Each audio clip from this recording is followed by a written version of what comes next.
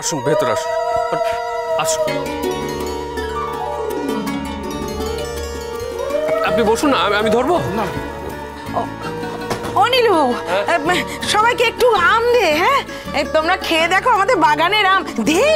বড় মামি বলছি, আমি জুনি ঋতু করছি, তোমরা বসো না। না না, একদম না। এতদিন পর আমাদের বাড়িতে এসেছিস, কিচ্ছু করবি না, চুপ করে দাঁড়া। দাও মা, আমায় দাও। ধর, তোমরা বসো, আমি একটু ঠাকুর ঘরে যাই। নতুন বউ এসেছে, ঠাকুরকে তো একটু জল মিষ্টি দিতে হবে। এই দেখো জলটা।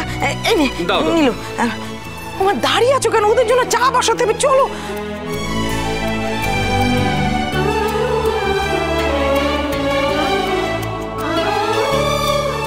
বলছি, আপনাদের বাড়িতে কটা রুম? দুটো, একটা মায়ের আর একটা আমার। তাহলে প্রিয়া কোথায় থাকবে? কি হচ্ছেটা কি ম্যান্ডি? এরকম ইনডিসেন্ট কথাবার্তা কেন বলছিস? কেন? ম্যান্ডি তো ঠিক কথাই বলেছে। ঠিক বলেছে মানে নীলাদ্রির সামনে এটা? অর্ণব, তোরা চুপ কর না একটু। নীলাদ্রি, কিছু মনে করো না। তাণ্ডবী, তুই এত চিন্তা করছিস কেন? প্রিয়া দা ভাইয়ের সাথেই থাকবে, এতে তোর সমস্যাটা কোথায়? সমস্যা আছে। প্রিয়া যদি না চায় তাহলে ও রুম শেয়ার করবে না। আমার মনে হয় ওকে স্পেসটা দেওয়া উচিত।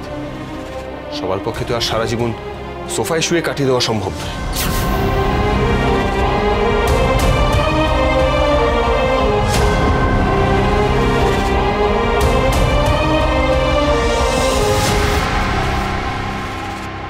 আমার দা ভাই ঠিক প্রিয়ার মন জিতে নেবে, আপনি মিলিয়ে নেবেন।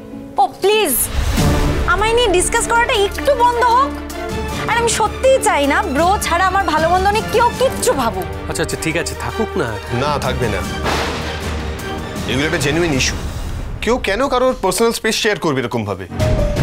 এগুলো নিয়ে কেউ কোনো কথা বলে না, তাই কারোর ধারণাই হতে পারে না যে এগুলো একটা ইস্যু হয়ে দাঁড়াতে পারে।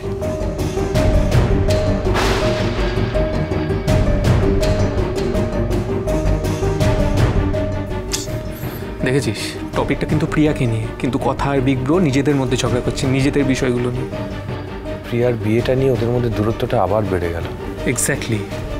কি করা যায় বলতো? এরা তো একে অপরের সঙ্গে ঠিক করে কথাই বলছে না।